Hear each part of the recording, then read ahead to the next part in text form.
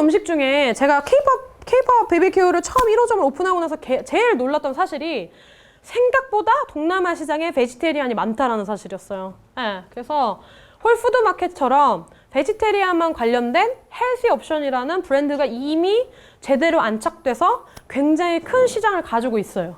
그래서 비건이나 베지테리안이 많아요. 근데 우리나라 같은 경우는 생각보다 비건이나 베지테리안이 많지 않기 때문에 우리나라의 메뉴들을 열어보면 메뉴들이 많이 비건이나 베지테리안 음식이 없어요. 심지어 냉면도 물냉면도 육수가 소고기를 뽑기 때문에 비건이나 베지테리안 친구들 한 6명 정도 왔는데 그냥 나가는 친구들이 계속 발생하는 거예요. 왜 그러냐라고 물어봤더니 한 명이 베지테리안이래. 근데 먹을 게 없는 거예요. 해물파전도 안 돼.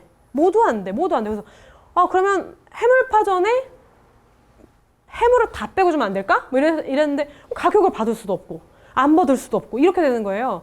그래서 이 베지테리안의 형태도 알아야 되고 베지테리안이 어떤 식으로 가고 있는지도 알아야 되고 심지어 빌 게이츠가 작년 2016년인가 2015년에 똥물 마시는 거 영상 보셨죠? 못 보셨어요? 빌 게이츠의 똥물을 마시는 영상을 만들어서 이제 그 한번 되게 큰 화제가 CNN에서 화제가 됐는데 이제 자연에 대한 생각을 되게 많이 해요. 동남아시아 시장도 그리고 미국 시장도 유럽 시장도 내가 먹는 것이 자연에 피해를 주지 말아야 된다. 내가 먹는 것이 너무 자연을 너무 훼손하면 안 된다라는 생각을 되게 많이 하고 있고요. 그렇기 때문에 구글이든 빌 게이츠든 심지어 많은 운동선수들 그리고 심지어 빌 클린턴이 3번의 수술을 받고 나서 지금 베지테리안이에요. 네, 빌 게이츠가 베지테리안이 되고 나서 굉장히 적극적으로 베지테리안 회사나 푸드테크에 투자하고 있거든요. 그런데 우리나라에서 나가고 있는 프랜차이즈들 MF를 보면 베지테리안 음식들이 많지 않아요. 네. 그래서 메뉴들을 열었을 때 저희들이 늘 항상 드리는 것이 비빔밥인데 고기 빼고 해물파전인데 해물 다 빼고 혹은 뭐 된장찌개인데 두부만, 야채만 뭐 이런 식으로 하는데 그거에 대한 메뉴 구성도 꼭 가지고 가셔야만 된다는 거. 저희가 팔았던 음식은 팔려고 할 때 그 장소와 내가 팔려고 하는 것과 내가 팔려고 하는 철학과 본질이 얼라인이 굉장히 잘 돼야 돼요. 근데 그게 안 돼 버리면 각각 고객들마다 다 다른 생각을 하게 되거든요. 그래서 저희가 딱 했던 게 서울 시서지에서 파는 음식은 팬시한 음식은 팔지 않는다. 아무리 고객들이 요구해도 그걸 팔지 않는다고 저희 원칙이었어요. 왜냐면 저희가 야시장에서 시작한 브랜드였기 때문에 고객들이 그런 식으로 알고 있었는데 갑자기 저희가 돈 벌려고 막 구절판 팔고 막 갑자기 막 비싼 거 팔고 막 이래버리면 저희랑은 이게 안 맞는다라고 생각을 했던 거죠. 그래서 서울 시스터 같은 경우는 이 이름과 이 브랜드 안에 저희가 모든 걸 다 녹아내려고 했어요. 그래서 서울에서 왔다. 그래서 서울을 경험할 수 있는 정말 리틀 서울이다와 시스터즈라는 저희들의 캐릭터가 굉장히 강했기 때문에 저희는 음식이라는 이야기를 한 게 아니라 컨셉에 대한 얘기를 엄청 많이 했어요. 그래서 서울 시스터즈, 그래서 서울에 와서 네가 시스터즈를 만나는 경험을 할 수 있는 공간이 바로 서울 시스터즈라고 했고요. 브레인스토밍을 굉장히 오랫동안 해요. 저희는 이 철학을 만드는데 거의 한 4개월에서 5개월 정도의 시간을 소요해요. 메뉴 만드는 건 별로 오래 안 걸려요. 근데 이 철학을 한 줄로 만드는 데까지 정말 오랜 시간을 소비하거든요. 그래서 어떤 식의 타겟층을 잡을 건지, 타겟 라인은 어딘지, A인지 B인지 B 플러스인지, 가격은 어느 걸로 맞출 건지, 우리가 가려고 하는 방향은 무엇인지, 어떤 걸 팔 건지, 뭘 팔 건지, 그리고 어떻게 할 건지, 그리고 한 줄로 어떻게 표현할 건지. 네. 예를 들어 이런 게 정확하게 없으면 저희 직원들은 이제 K-팝 뭐 하는데요? 고기 뷔페요. K-팝 뭐 하는데요? 노는데요. K-팝 뭐 하는데 시끄러운데요.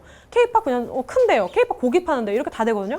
그래서 저희가 했던 방식이 왜 이걸 얘기를 드리냐면 이것 덕분에 제가 했던 모든 광고와 TV 광고나 TV 인터뷰에는 이 한 줄이 다 계속 들어갔어요. 이게 되게 중요해요. 여러분들은 계속 고객들한테 그 의식을 심어줘야 되잖아요. 근데 매번 나갈 때마다 K-팝은 고기 뷔페예요. 두 번째 방송사 가서는 K-팝은요, 고기를 팔지만 재밌어요. 세 번째 방송사 가서 K-팝은요, 약간 되게 시끄럽고요. 콘서트장 같아요. 이런 식으로 하면 과연 고객들이 세 개의 방송을 보고 K-팝을 정확하게 인지할 수 있을까요? 네. 그래서 저희 같은 경우는 K-팝이라고 하면 엔터테인먼트 플레이스다. 우리는 고기를 판매하는 것이 아니라 여러분들이 와서 즐기는 공간이다. 이걸로 정확하게 포지셔닝을 했어요. 근데 이게 한 줄 나오기까지 저희가 6개월 이상의 시간이 걸렸어요. 그래서 어느 누구도 다 이해해야 되고요. 어느 누구도 다 똑같이 이해해야 되고 어느 누가 왔을 때도 이게 똑같이 비전이 연상되려면 내가 가려고 하는 장소, 내가 만들려고 하는 디자인, 로케이션, 그리고 내가 만들려는 메뉴, 그리고 내가 하고 싶어하는 앞으로 가려고 하는 넥스트 스텝까지 전부 다 생각해서 그게 한 줄로 끌어나오는 거지. 오늘 갑자기 한 줄 했다가 내년 됐는데 갑자기 프랜차이즈 하면서 이걸 바꾸고 뭐 철학을 바꾸고 정체성 바꾸고 이렇게 하면 절대 안 돼요. 그럼 직원들이 혼란스럽게 돼요. 그래서 이 한 줄을 만드는데 저희가 6개월 이상의 시간을 걸리고요. 엔터테인먼트 플레이스가 나오고 나서 나와야 되는 게 뭐냐면 이거에 맞는 메뉴가 나와요. 네. 아무리 돈을 많이 줘도 이거에 맞지 않는 메뉴는 절대 판매하지 않아요. 네. 아무리 돈을 많이 줘도. 예를 들어 고객이 와서 생선도 팔고 랍스터도 팔고 뭐 대게도 팔고 뭐도 팔고 뭐 회도 팔고 다 팔으래. 그럼 나 뭐 돈 더 많이 주고 더 많이 고객들도 더 많이 올 거래. 근데 저희가 늘 항상 생각하는 건 그거예요. 이게 정체성과 우리가 가져가려고 하는 정체성과 얼라인이 되는가. 네. 저희의 정체성과 얼라인이 되지 않는데 당장 매출이 앞에 보인다라고 해서 판매를 해버리면 3개월이건 4개월이건 sooner or later 고객들이 분명히 깨닫고요. 직원들이 혼란스럽게 시작해요. 우리가 K-POP이라는 브랜드가 대체 뭐지? 그럼 모르겠어요. 혹은 K-POP이라고 넌 뭐라고 생각해? 그럼 각각 다 다른 이야기를 하기 시작하더라고요. 그래서 이 정체성이 굉장히 중요한데 하는 방법은 간단해요. 강점과 약점, 네, 브랜드에 대한 강점과 약점을 최소한 100개 이상씩 써요, 저희는. 네. 네. 뭐 자리가 크다, 색깔이 화려하다, 뭐 이런 정말 디테일한 자잘자잘한 것부터 정말 이 브랜드에서만 있을 강점을 다 찾아요. 이걸 왜 하냐면 제가 브랜드의 정체성을 찾을 때 왜라는 말을 굉장히 좋아하거든요. 왜 고객들은 K-POP을 올까? 왜 고객들은 옆집을 안 가고 우리 집으로 올까? 왜 고객들은 비 오는 날 오지 않을까? 왜 고객들은 일요일에 많이 올까? 왜 고객들은 매일매일 오지 않을까? 왜 고객들은 이걸 사 먹을까? 왜 고객들은 이걸 할까? 저는 왜라는 말 굉장히 좋아하거든요. 그래서 가끔 한국 클라이언트들이랑 일할 때 굉장히 힘들어 하시더라고요. 왜라는 말 좀 그만하라고. 네. 근데 저는 왜라는 말의 끝이 결국 본질의 정답이라고 생각해요. 그래서 왜라는 말을 엄청 많이 해요. 근데 그 왜에 대한 정답을 찾기 전에는 절대로 그 브랜드를 만들지 않아요. 네. 내가 확실하게 이 브랜드가 뭔지에 대해서 확정이 되어 있지 않은 상태에서 브랜드를 만들어버리면 1년, 2년 지나면 정말 김밥천국 같은 회사 돼버리더라고요. 그러니까 김밥천국이 나쁘다는 게 아니라 저는 제가 생각했을 때 김밥천국이라는 브랜드 자체는 정체성을 확실히 갖고 있죠. 근데 어떤 이야기냐면 처음에 설렁탕 팔다가 갑자기 김밥도 팔고 떡볶이도 팔고 삼겹살도 팔고 뭐 갈비도 팔고 뭐도 팔고 나중에 다 팔아요.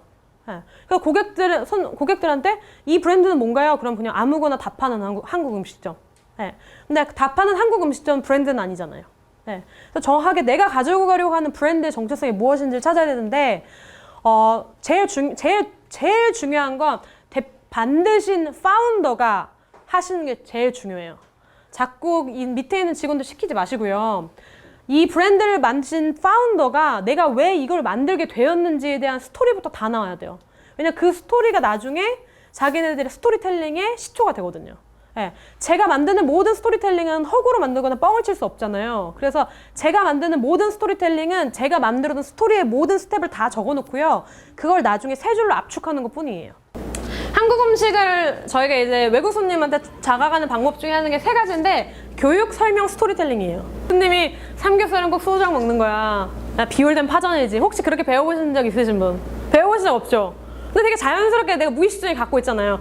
야, 삼겹살에 막걸리나 한잔 할까? 라고 하는 건 왠지 어색한 것 같은데 야, 삼겹살에 소주나 한잔 할까? 야, 비 오는데 막걸리지. 이렇게 얘기하잖아요. 이거 누가 가르쳐 준 거예요? 엄마가? 아빠가? 아니거든요. 친구들끼리 그리고 이제 뭐 쇼에서 프로그램에서 TV에서 되게 자연스럽게 이야기하거든요.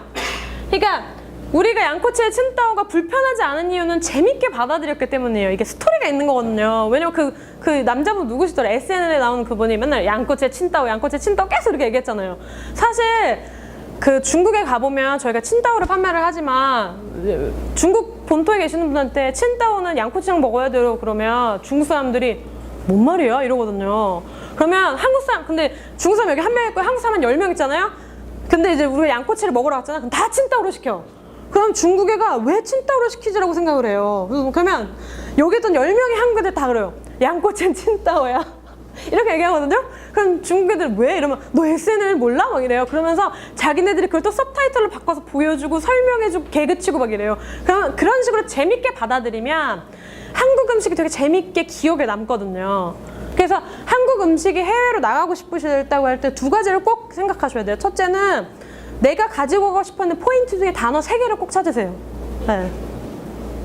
네. 그러니까 뭐 삼겹살 소주 뭐 이렇게 해서 단어 10개, 200개 이렇게 찾지 마시고요. 다 기억도 못해요, 외국인들. 그러니까 스토리텔링을 만들 때 중요한 3단어를 찾으세요. 한국 단어로.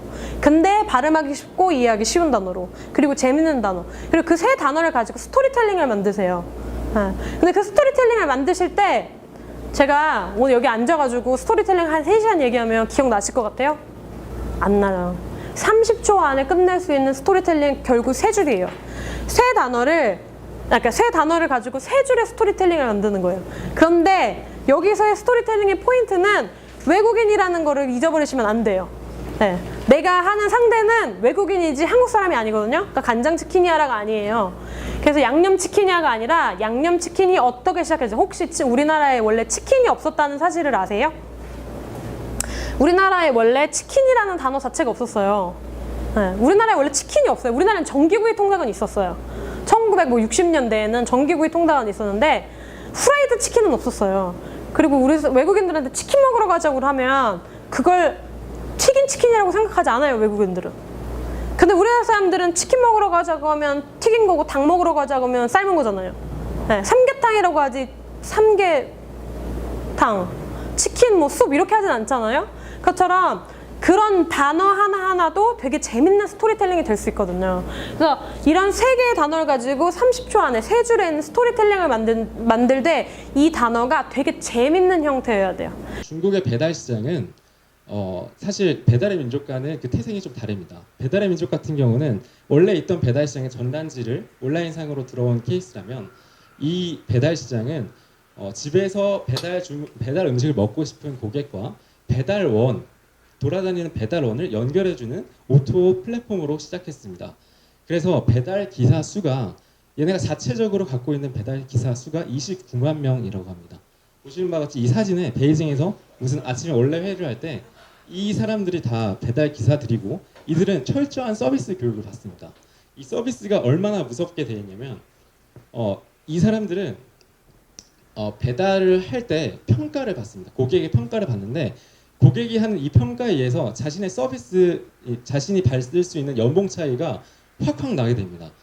그래서 마치 제가 대한항공의 기내식을 먹는 것과 같은 배달 기사가 오면은 깔끔하게 차려입고 와서 정말 우아하게 이 배달 음식을 전달을 하고요.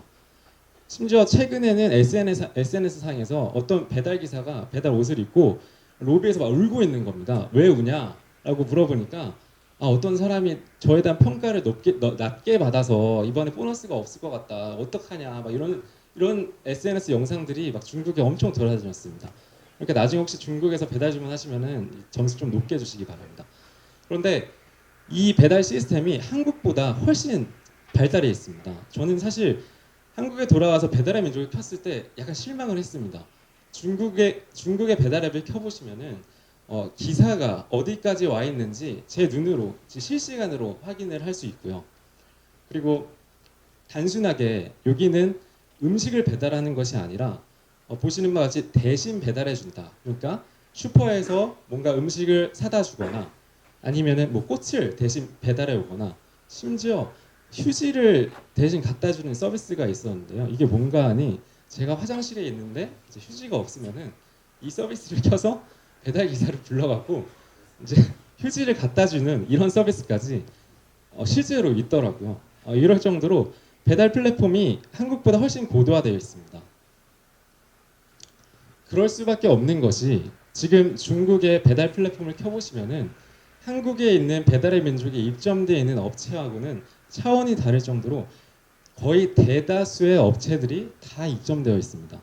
그걸 밑으로 쭉 내리다 보면은 정말 끝도 없이 내려가는 걸 알 수 있는데요. 그러다 보니 업체 간의 경쟁들이 굉장히 치열하고 업체들의 서비스 수준이 올라가고 업체들의 서비스 수준이 올라가면 집에서 먹는 것과 나가서 먹는 게 차이가 없다고 느끼게 되고 이제 고객은 집에서도 자연스럽게 배달을 이용하게 되고 이게 선순환이 계속 이루어지면서 자꾸 배달을 이용하는 수요가 많아지겠죠. 특히 우리나라 같은 경우도 1인 가구가 많아지면서 앞으로 배달을 이용할 사람들이 훨씬 많아질 거라고 생각합니다. 중국 사람들은 중국만의 문화 특성이 있습니다. 그것은 한국 사람의 관점에서는 이해하기 힘든 것인데요. 그 중에 대표적인 것이 이 체면에 대한 문화입니다. 중국 사람들이 체면을 따지는 거는 정말 한국 사람들이 상상할 수 없을 정도로 큽니다. 중국의 영화들을 보면요. 미국의 영화는 보통 권선징악으로 끝나죠. 근데 중국의 영화는 복수혈전이 많습니다. 예를 들면 우리 아버지가 이제 가문이 누군가에게 당했어요. 그러면 제가 무림을 쌓고 다음 세대 저 때 가서 복수하고 와서 결국엔 우리 가문을 다시 살렸다. 약간 이런 류의 말들이 많은데, 그래서 그게 왜 맞냐? 중국 사람들이 체면을 굉장히 중시하기 때문입니다. 이거는 최근에 사드 문제가 있었고 그게 왜 이렇게 힘들었냐를 다시 분석해 보면요, 그 시 주석이 뭔가 체면을 손상당한 일이 있었습니다. 근데 그거를 한국 사람 생각에서는 어떻게 보면은 뭐 거기에 정치적인 얘기는 깊게 하지 않겠습니다. 어쨌든 그런 것을 잘 이해를 해야 된다라는 거를, 체면을 항상 유념해라라는 거를 말씀드리고 싶고요. 그리고 중국 사람들이 습관적으로 쓰는 표현이 있습니다. 3메이라고 하는데요.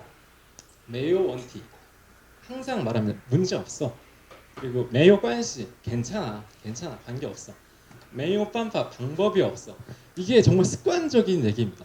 근데 이거를 습관적인 얘기라는 걸 인식하지 못하고 정말 그렇게 믿으면 가만히 있다 당하거든요.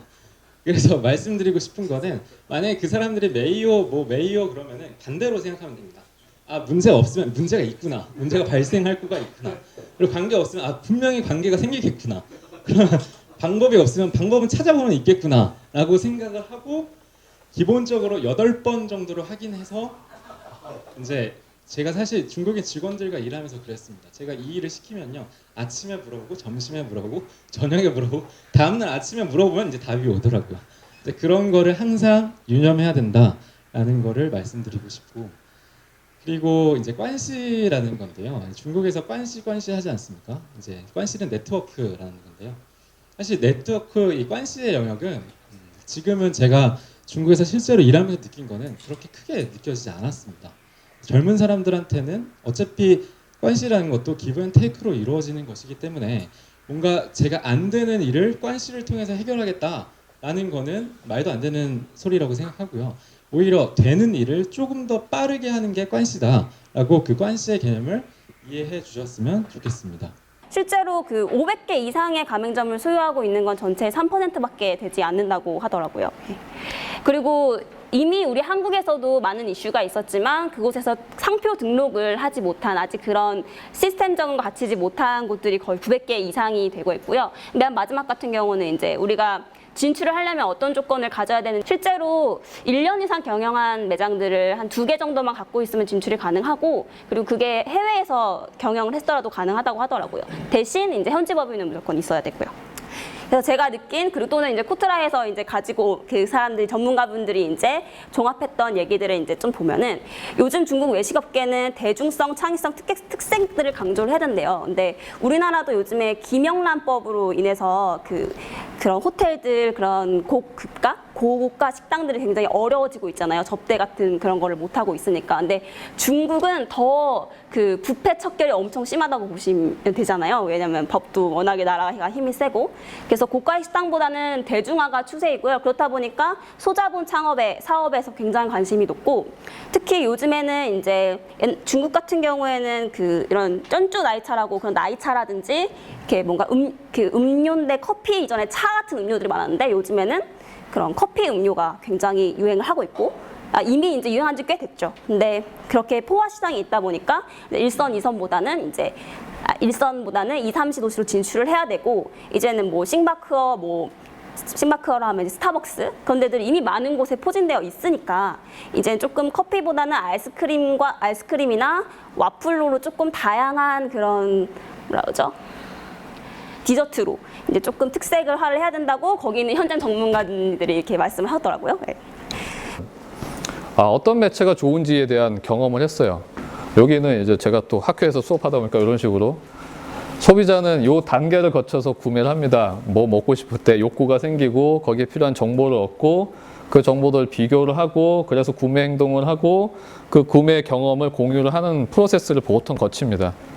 이 프로세스에 저희들이 보니까 뭐 다 아시는 내용입니다. SNS, 웨이보가 괜찮다, 웨이보가 좋은 도구이다.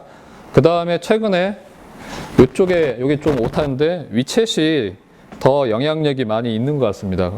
그다음에 서비스는 중국에서는 디엠핑이 뭐 다 아시는 내용이죠. 그다음에 비교하는 거는 바이두가 제일 좋고, 근데 구매 파트로 넘어가면은 여행 쪽은 여행사가 물량을 다 주고 있다. 저희도 처음에는 맨 처음에 저희가 중국 쪽에 계약을 맺었던 게 와이파이 업체였었어요. 그 다음에 항공사, 와이파이는 와이파이 대여할 때 그 대여하는데 앱을 설치하는데 그 앱 안에 저희가 들어가자. 뭐 저희는 뭐 모르니까 집어넣는데 앱을 대여한 사람이 그러니까 와이파이를 에그를 대여한 사람이 이 앱을 안 열어요. 그쵸, 그냥 에그만 쓰지 뭐하러 그렇게 하겠어요. 그 다음에 컨택이 오는 데가 항공권 뒤에 소개해주겠다. 근데 나중에 알고 보니까 이건 광고예요. 장당 얼마. 근데 기억나세요? 항공권 뒤에 있는 거 이렇게 열어서 뭐 찍어보기를 하나요? 뭐 그걸 보기를 하나요? 그거 주면은 찢어버리잖아요. 그러니까 내일 때 보딩 패스 이미 뜯어버리잖아요.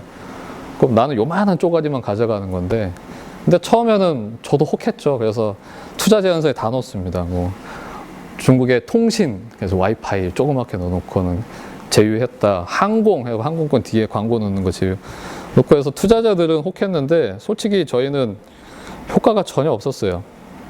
근데 해보니까 가장 좋은 도구들은 이렇게 나왔고, 여기는 오타입니다. 위챗입니다. 위챗. 네, 위챗으로 요새는 거의 모든 걸 공유를 하고 있습니다. 그리고 어떤 면에서는 얘보다 더 위챗의 영향력이 더 커지고 있는 것 같아요.